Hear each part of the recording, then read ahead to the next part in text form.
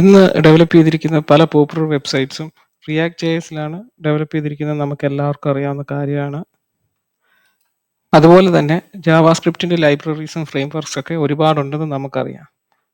എന്നിട്ട് ഇതുപോലുള്ള popular websites എന്തുകൊണ്ടായിരിക്കും റിയാക്റ്റിൽ ഡെവലപ്പ് ചെയ്തിരിക്കുന്നത്? ഫ്രണ്ട് എൻഡ് ഡെവലപ്മെന്റ് ട്യൂട്ടോറിയൽ 5ാം ഭാഗവും അതുപോലെ റിയാക്ട് ജെഎസിനെ കുറിച്ചുള്ള ആദ്യ വീഡിയോയുമാണ്. റിയാക്ട് ജെഎസ് പഠിക്കുന്നവരും പഠിക്കാൻ ഉദ്ദേശിക്കുന്നവരും ബിഗിനർ ലെവലുള്ളവരും മസ്റ്റായിട്ടും അറിഞ്ഞിരിക്കേണ്ട വളരെ ബേസിക് ആയിട്ടുള്ള കാര്യങ്ങളായിരിക്കും ഈ വീഡിയോയിൽ ഡിസ്കസ് ചെയ്യുന്നത്. നല്ലൊരു ഡെവലപ്പർ ആകാനുള്ള ഏറ്റവും നല്ല വഴി എന്ന് പറഞ്ഞാൽ ആ ടെക്നോളജിയെക്കുറിച്ച് വളരെ ബേസിക് ലെവലിലുള്ള ഫീച്ചേഴ്സ് മനസ്സിലാക്കുക എന്നുള്ളതാണ്. എൻ്റെ പേര് ജിത്തു. ഞാനൊരു സീനിയർ ഫ്രണ്ട് എൻഡ് ഡെവലപ്പറായിട്ട് വർക്ക് ചെയ്യാണ്. അപ്പം ഇതേ പ്ലേലിസ്റ്റിൽ തന്നെ എന്താണ് ഫ്രണ്ട് എൻഡ് ഡെവലപ്മെൻറ്റ്, അതുപോലെ നിങ്ങൾക്ക് അതിൻ്റെ റോഡ് മാപ്പ് എന്താണ്, അതുപോലെ HTML, CSS, ജാവാസ്ക്രിപ്റ്റ് ഒക്കെ എങ്ങനെ പഠിക്കാം എന്നുള്ളതിനെക്കുറിച്ച് വീഡിയോ ചെയ്തിട്ടുണ്ട്. നിങ്ങൾക്ക് അത് പോയി കണ്ടിട്ട് ഇത് കാണുകയാണെങ്കിൽ കുറച്ചും കൂടി ഉപകാരപ്പെടും. അപ്പോൾ നമുക്ക് വീഡിയോയിലേക്ക് കിടക്കാം. എല്ലാവർക്കും സ്വാഗതം.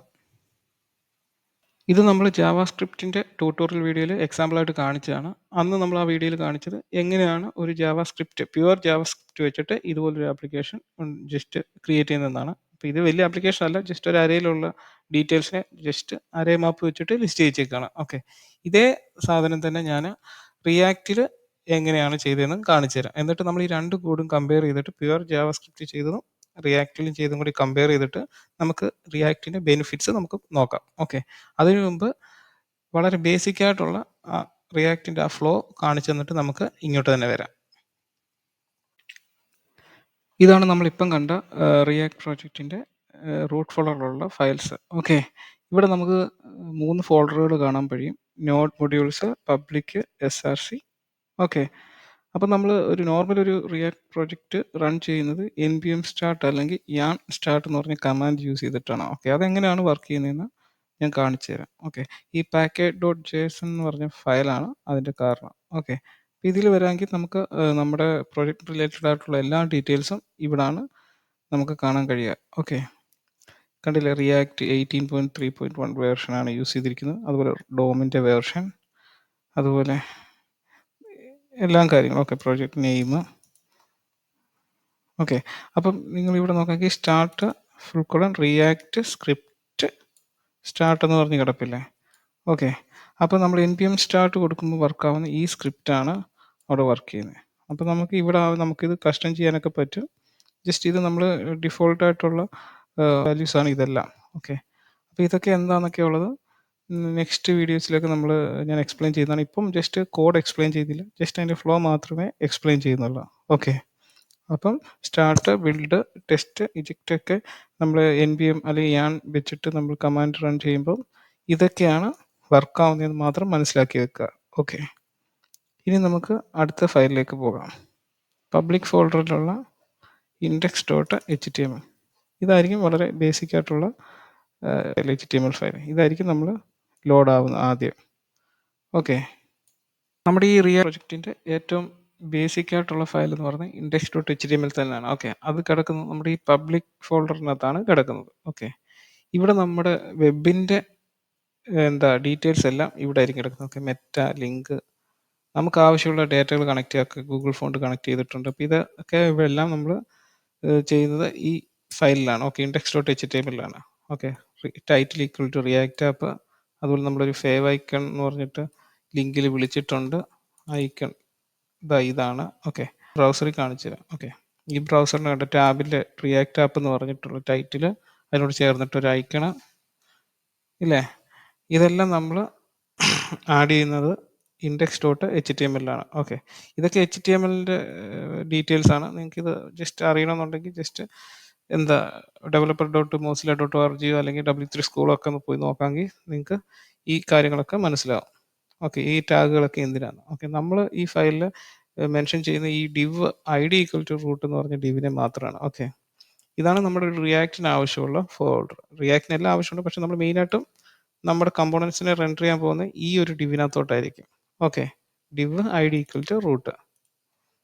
ഇതിനെ മെൻഷൻ ചെയ്തേക്കുന്നത് നമ്മുടെ SRC ഫോൾഡറിനകത്തുള്ള index.js എന്ന് പറഞ്ഞ ഫോൾഡറല്ല ഫയലിലാണ്. ഓക്കെ, ഇവിടാണ് നമ്മൾ വിളിച്ചിരിക്കുന്നത്.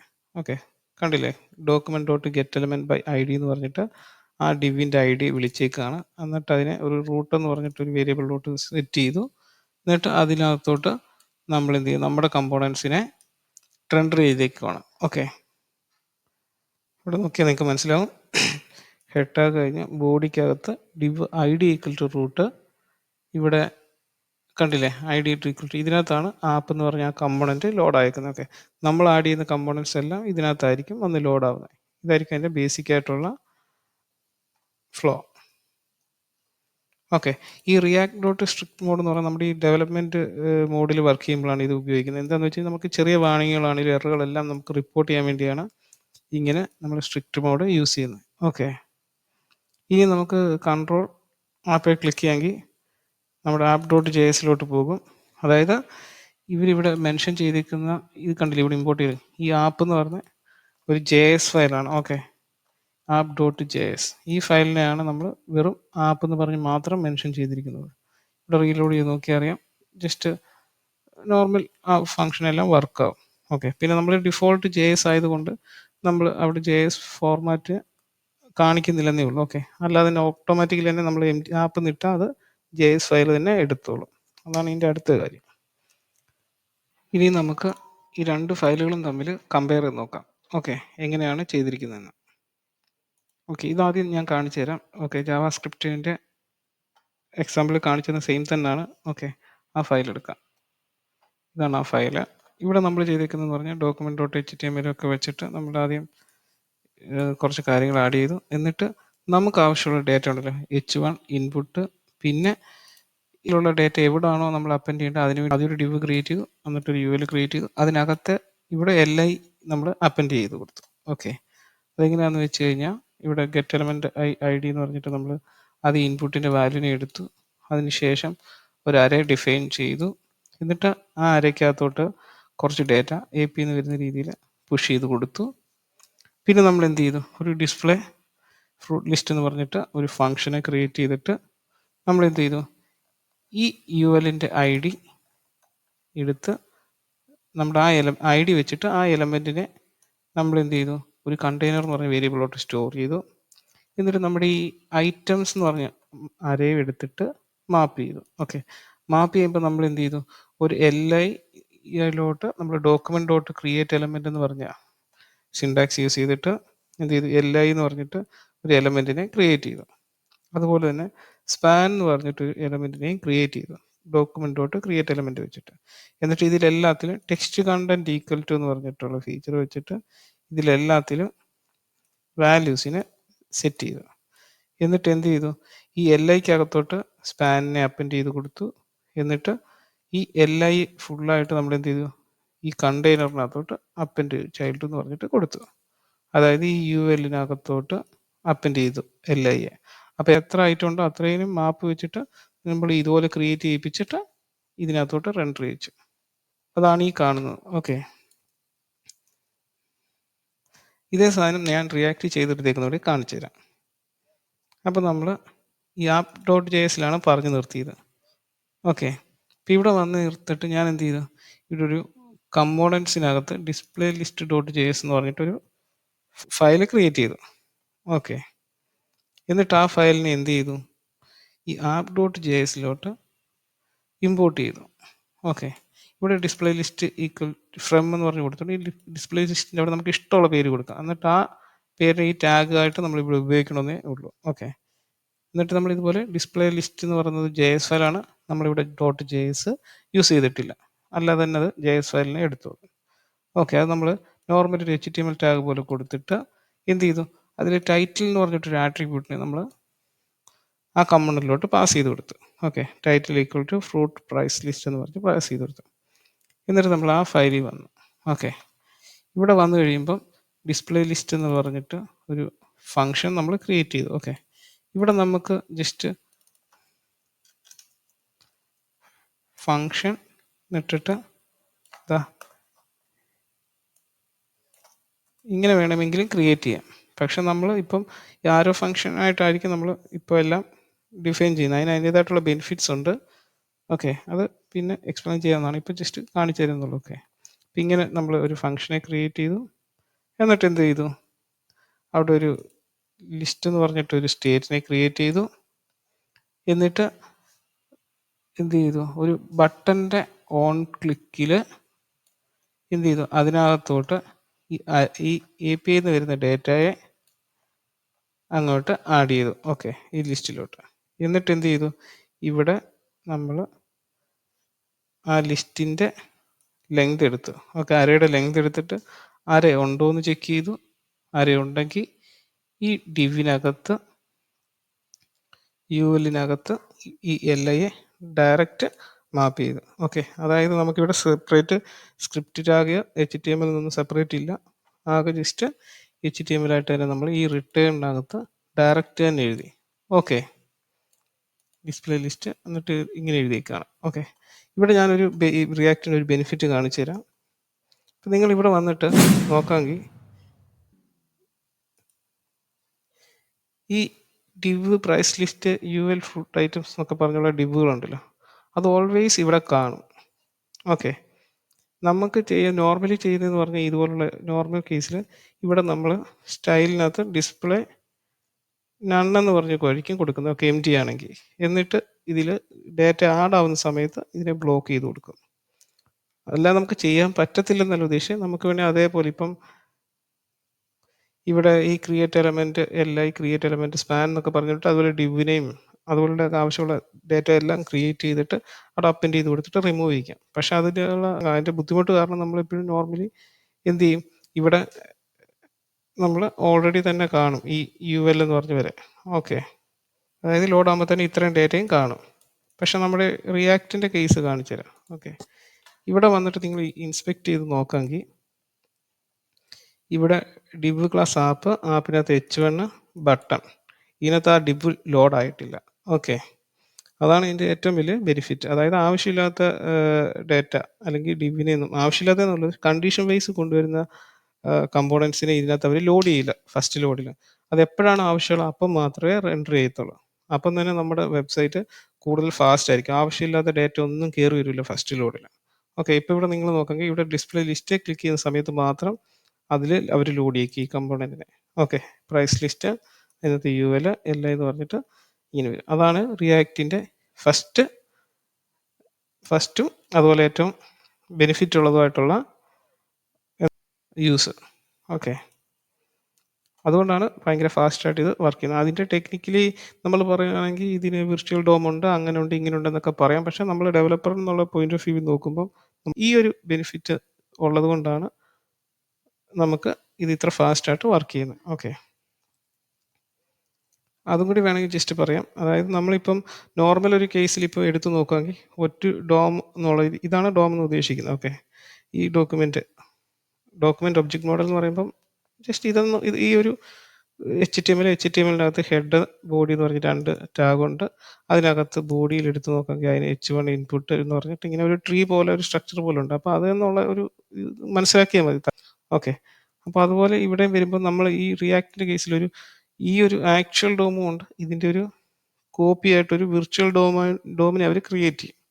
എന്നിട്ട് എന്ത് ചെയ്യും, എപ്പോഴൊക്കെ നമുക്ക് ഈ ഇവിടെ ഡേറ്റയിൽ ഡിഫറൻസ് വരുന്നോ അപ്പോൾ ആ ട്രീയെ മാത്രം അപ്ഡേറ്റ് ചെയ്തു. അതായത് ഇപ്പം ഇങ്ങനെ നോക്കുക, ബോഡിക്കകത്ത് ഡിവ് ID = റൂട്ട് ആപ്പിനകത്ത് H1 ബട്ടണും ഉണ്ട്. അപ്പം ഇവരിങ്ങനെ നോക്കുമ്പോൾ ഈ റൂട്ടിലെ ഇവിടുത്തെ പ്രൈസ് ലിസ്റ്റിൽ മാത്രമേ ഉള്ളൂ ഡേറ്റയിൽ ഡിഫറൻസ് വരുന്നത് ഓൺ ക്ലിക്കിൽ.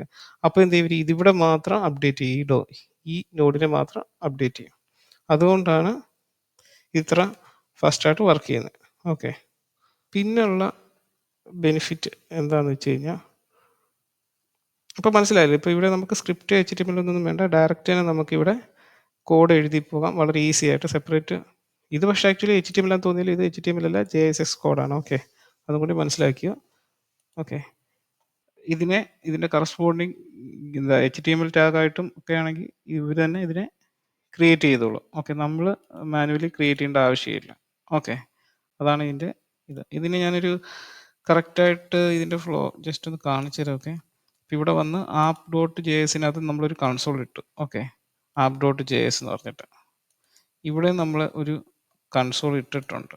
ഓക്കെ, ഞാൻ മുമ്പേ പറഞ്ഞത് ഡേറ്റ അപ്ഡേറ്റ് ആകുമ്പോൾ എന്നാണ്. ഡേറ്റയല്ല, നമ്മുടെ ഈ സ്റ്റേറ്റ് അപ്ഡേറ്റ് ആവുന്നതിനനുസരിച്ചിട്ടാണ് അത് അവർ റീറെൻഡർ ചെയ്യിക്കുന്നത്. ഓക്കെ, അതൊക്കെ നമ്മൾ വരും വഴി നമ്മൾ കറക്റ്റായിട്ട് പറഞ്ഞു തരുന്നതാണ്. ഇപ്പം ജസ്റ്റ് പറയുന്നതേ ഉള്ളൂ. ഓക്കെ, ഇവിടെ വന്ന് കൺസോൾ എടുത്തു, ക്ലിയർ ചെയ്തു, ഫസ്റ്റ് റീലോഡ് ചെയ്തു. ഓക്കെ, ഫസ്റ്റ് റീലോഡ് ചെയ്തപ്പോൾ എന്ത് പറ്റി? app.js ലോഡായി, കൺസോൾ കണ്ട് വന്നു. പിന്നെ ഡിസ്പ്ലേ ലിസ്റ്റ് ഡോട്ട് ജെ എസും ലോഡായി.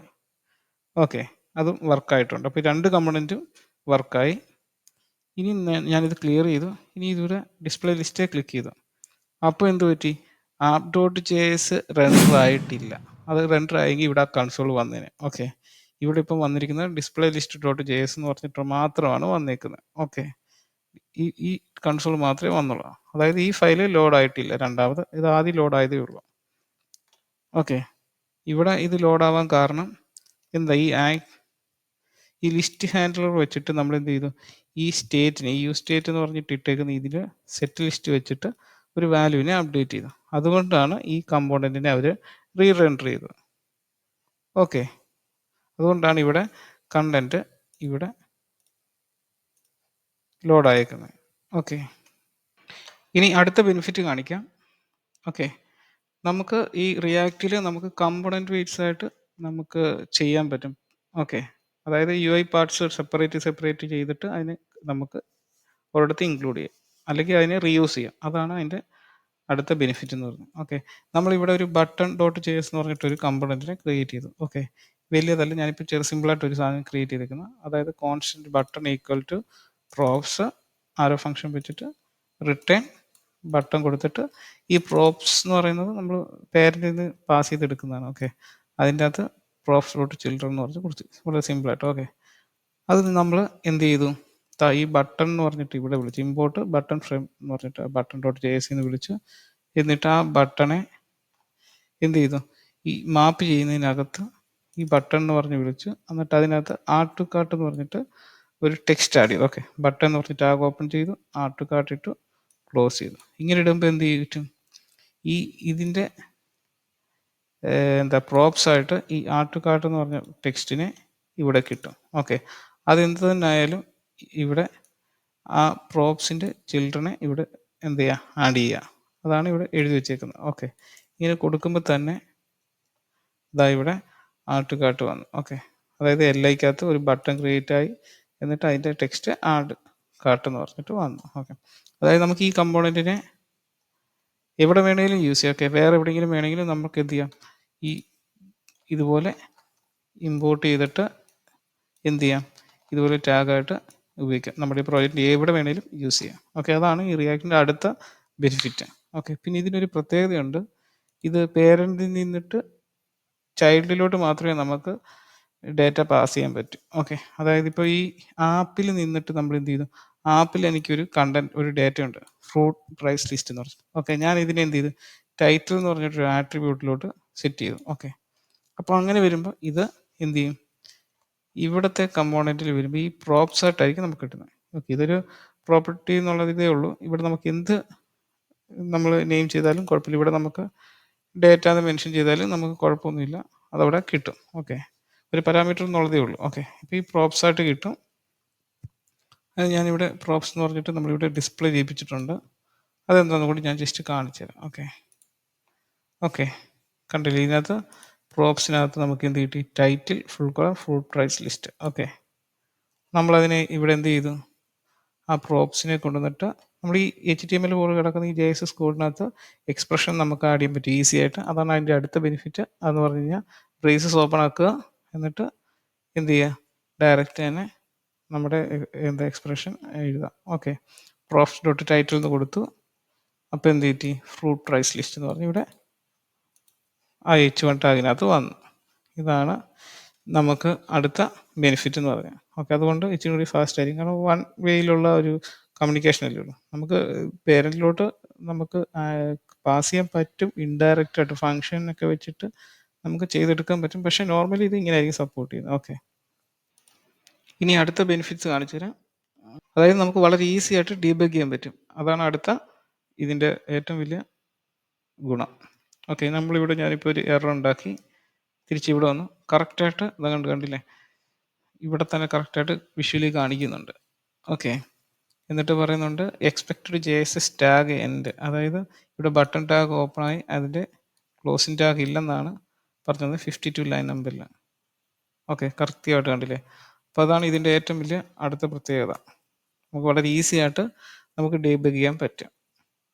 അപ്പോൾ ഈ വീഡിയോയിൽ എന്താണ് റിയാക്ട് JS, എങ്ങനെയാണ് അതിൻ്റെ ഫ്ലോ എന്നൊക്കെ കാണിച്ചു തരാൻ മാത്രമാണ് ഞാൻ ശ്രമിച്ചത്, അല്ലാതെ കോഡ് എക്സ്പ്ലെയിൻ ചെയ്യാൻ വേണ്ടി ഞാൻ ശ്രമിച്ചിട്ടില്ല. അപ്പം നെക്സ്റ്റ് വീഡിയോകളിൽ റിയാക്ട് JS നമ്മൾ പഠിക്കുന്ന സമയത്ത് ഈ ഒരു ഫ്ലോ മനസ്സിലാക്കി വെക്കുന്നത് നിങ്ങൾക്ക് വളരെ ഉപകാരപ്പെടുമെന്നാണ് ഞാൻ വിചാരിക്കുന്നത്. അതിനുവേണ്ടിയാണ് ഞാൻ ഇങ്ങനെ ഒരു ജസ്റ്റ് ഒരു പരിചയപ്പെടുത്താൻ വേണ്ടി ജസ്റ്റ് ഒരു വീഡിയോ ചെയ്തത്. ഓക്കെ, അപ്പോൾ ഇത് നിങ്ങൾക്ക് ഈ വീഡിയോ ഇഷ്ടമായെങ്കിലും ഇല്ലെങ്കിലും ജസ്റ്റ് കമൻസ് ആയിട്ട് ഫീഡ്ബാക്ക് ആഡ് ചെയ്യുക. അപ്പോൾ നെക്സ്റ്റ് വീഡിയോ ചെയ്യുമ്പോൾ എനിക്കത് വളരെ ഹെൽപ്ഫുൾ ആയിരിക്കും. വീഡിയോ ഇഷ്ടമായെന്ന് വിചാരിക്കുന്നു. ഇഷ്ടമായെങ്കിൽ ദയവായി സബ്സ്ക്രൈബ് ചെയ്യുക, ലൈക്ക് ചെയ്യുക, അതുപോലെ കമൻറ്റ് ചെയ്യുക. അപ്പം റിയാക്ട് JSൻ്റെ തന്നെ നെക്സ്റ്റ് വീഡിയോസ് ചെയ്യുന്നതാണ്. ഒപ്പം ഫ്രണ്ട് എൻഡ് ഡെവലപ്മെൻറ്റിന് ഹെൽപ്ഫുൾ ആവുന്ന രീതിയിലുള്ള മറ്റ് വീഡിയോസും ചെയ്യാൻ ശ്രമിക്കുന്നതാണ്. Okay, thanks for watching.